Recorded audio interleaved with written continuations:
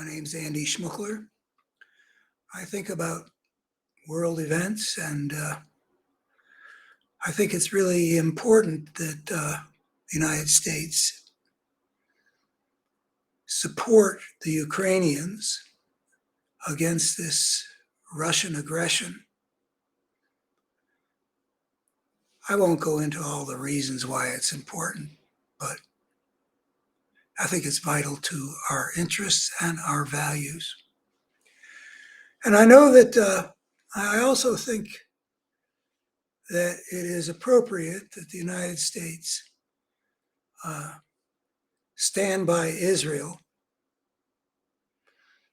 though not necessarily rubber stamp everything that this Netanyahu-led government decides. And I'm aware that President Biden, who has, I think, had his finest moments with respect to both of these crises,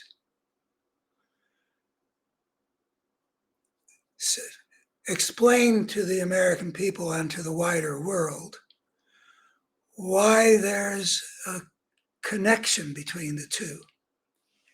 Biden has made a connection, but people understandably think that it's a weird thing. I mean, in the case of Ukraine, we've got a huge, powerful country, or at least it looked powerful on paper, invading a smaller country.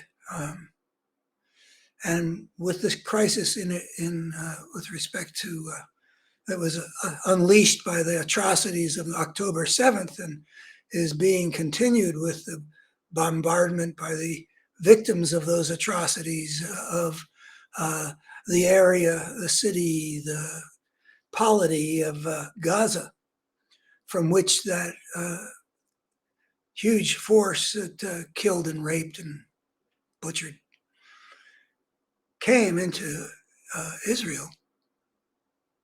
They look very different. The Israelis look like the powerful, and the Ukrainians look like the underdog. And there are ways in which there are these differences, but the two crises actually have a profound linkage or commonality that I think that President Biden would do well to emphasize. In our better moments as a country, the United States has played a role in creating an international order, rule-based, people say.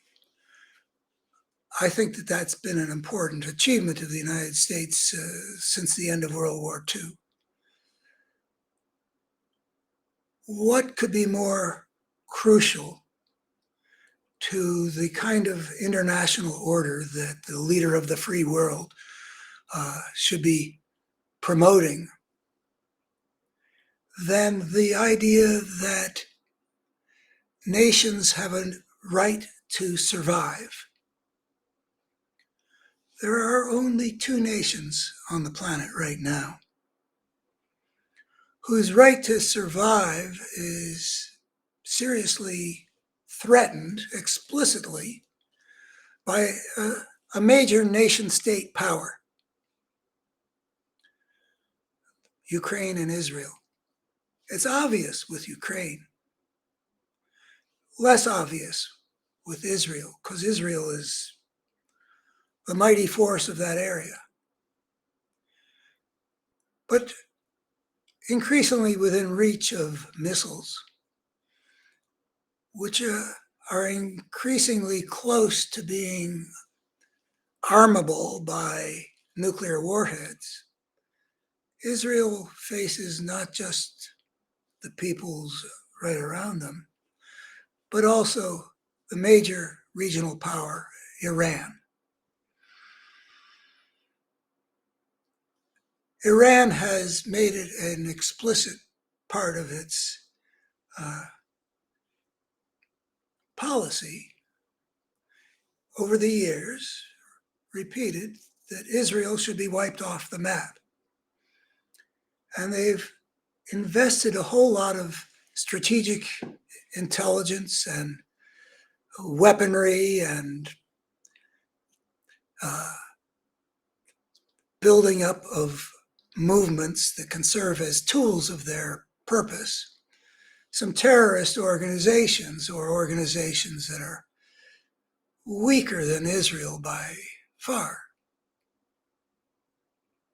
For example, Hamas is, in a meaningful sense, a tool of Iran that wants to wipe Israel off the map. The Islamic Jihad, which is also in Gaza and elsewhere, I guess, is also partly a creature of Iran. I mean, both of them are expressions of the aspirations and rage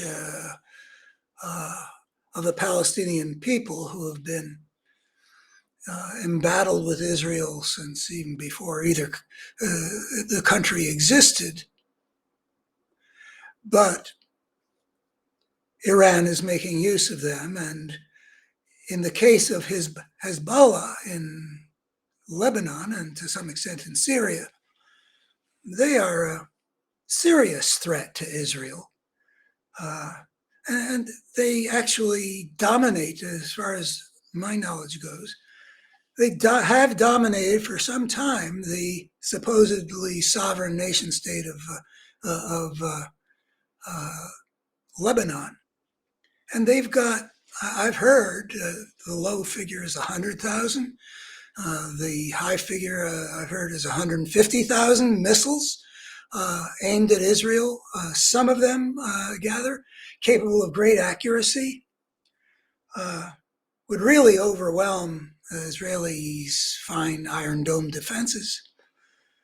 Not a war Israel would escape from, whatever scenario, without great pain. At least that's the way it looks to me, and I follow these things.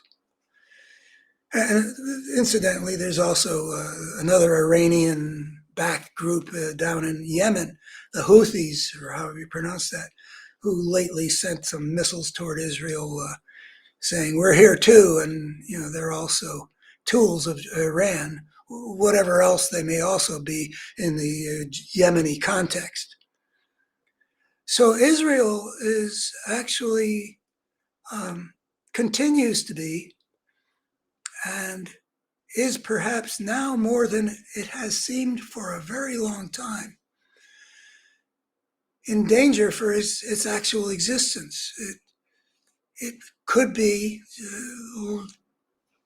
go through what a version of what Putin has had in mind for Ukraine, which is a genocide, taking hundreds of thousands or is it tens of thousands of Ukrainian children from the Russian-occupied areas and tearing them away from their families and sending them off to Russia to be, who knows what, turned into Russians because Putin claims there's no such thing as Ukraine and has embarked on this thing to essentially eliminate Ukraine and to absorb it into the empire he's trying to rebuild. It's an old story. It is, in fact, the root of the whole nightmare that history has been. I have a theory, you can find it on my website, abetterhumanstory.org, that the step onto the path of civilization had truly profound consequences that for some reason, here we are more than a century and a half since Darwin, we haven't looked into what are the implications of some creature taking a step out of the natural order by inventing its way of life. Well, the implications are extraordinary, frightening. It unleashes a destructive force. It generates inevitably a war of all against all. It means that only the ways of power can have a survive and spread. It means that the spirit of the gangster will have a disproportionate say over the way a civilization evolves. It has dictated that the ugliness we see in human history is not a reflection of human nature, that it's a reflection of systemic forces that need to be controlled. And the world has made some serious efforts to control them by creating an order in which it would cease to be true what the Athenians said to the Melians before they seized the Melians' island and exterminated those people. They said, "You know as well as we do that in the world as it is, the strong do what they can, and the weak suffer what they must." Now, the Israelis don't look weak, and they're not. They even got nuclear weapons. But there's no guarantee that they won't be destroyed, as societies have been for the millennia. I mean, we can just look at the Bible and we can see cities put to the sword, every last man, woman, and child. We can look at the pages of history and see how people have been exterminated as well as colonized and enslaved. But from the river to the sea of Hamas and wipe Israel off the map seems more exterminatory than it does merely colonizing. Hamas says this is Muslim land.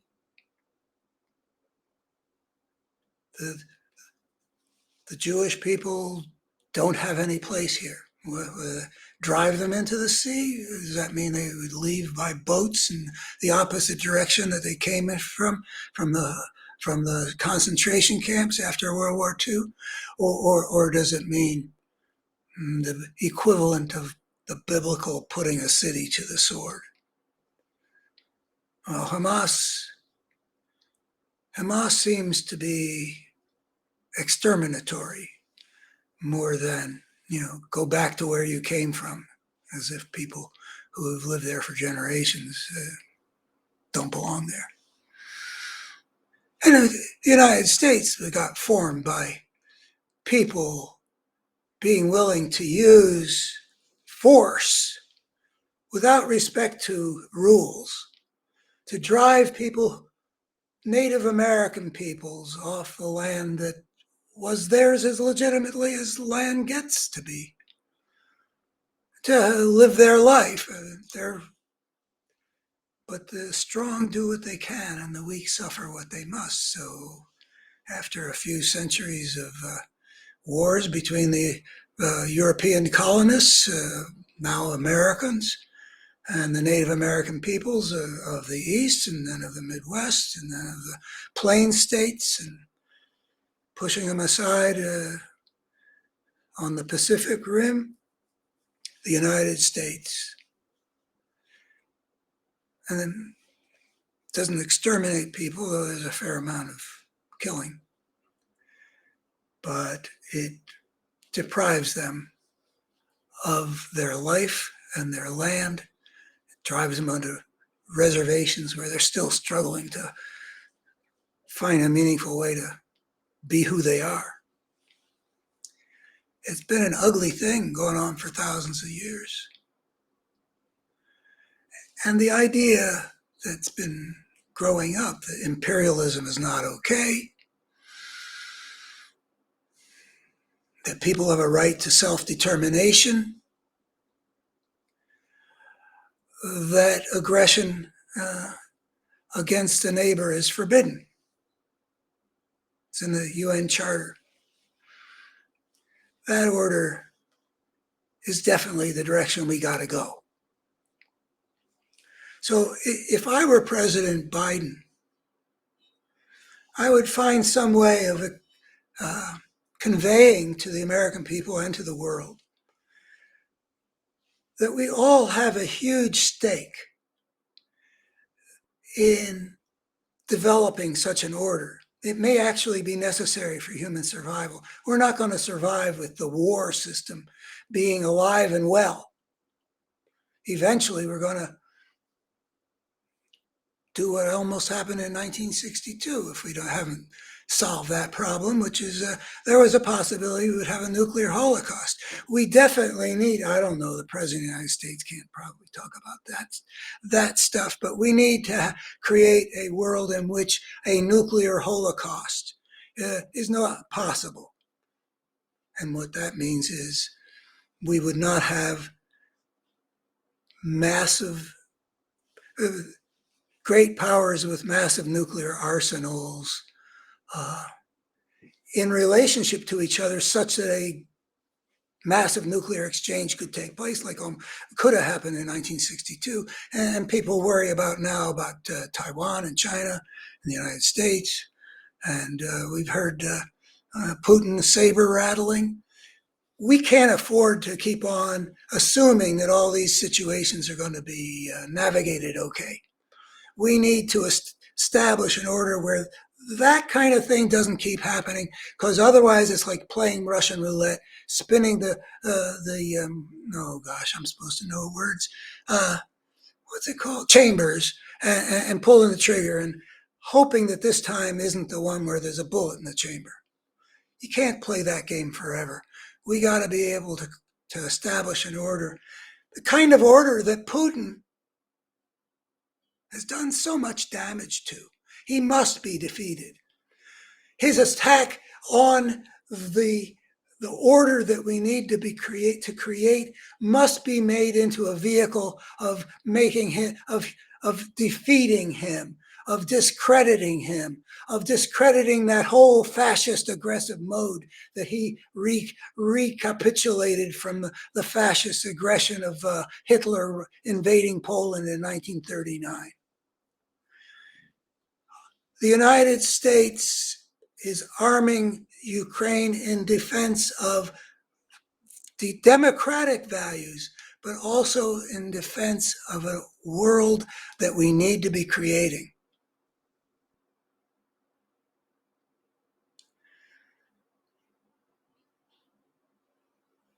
The connection can be made between the two crises, and how we need to say that it is not legitimate, it is a sign of barbarism, it is a throwback for Iran to say that Israel should be wiped off the map, or for Hamas to say what it says. But I would put the focus on Iran, because fundamentally, in Israel's role as a country whose existence is being called into question like no other nation in the world, except for Ukraine, the emphasis should be put on who the chess player is that has significant forces and that constitutes, as the Israelis have said since 1994, an existential threat to the nation of Israel. We need to enforce, nobody's got the right to wipe any other society off the map. That world is a dangerous world. It's an unhappy world. It's a traumatized world. And it is a world that could self-destruct if we don't knit it together. So that's what arming Ukraine and backing Israel can be represented as. It doesn't solve all the questions about how to do it. How do you deal with an Israeli government that I don't really trust? I think the Biden administration is doing a creditable job of putting things together. And until the Netanyahu government starts showing at least this much, I would keep putting the stress on holding the settlers accountable for the pogroms that they visited upon the Palestinians in the West Bank. If you can't do that, you clearly are not thinking about things in a way that has to do with what's justified and what's not justified. So I'd like to hear that speech to the nation from President Biden. I don't know why he's so underestimated. I don't know whether he is a good bet in terms of what kind of shape he'd be in a second term. But he has shown so many strengths that we cannot justifiably take for granted in a president. This may be the best run administration that we've seen for over a generation. But he doesn't get credit. And I admire that he's willing to just keep doing the job the way he knows it needs to be done, or the way he believes it needs to be done. And he's had a pretty good batting average. So I hope this finds its way to him, and I hope to hear him inspiring the world to understand this is the task at hand. Build the kind of order that will help human civilization survive for the long haul. Thank you, and bye-bye.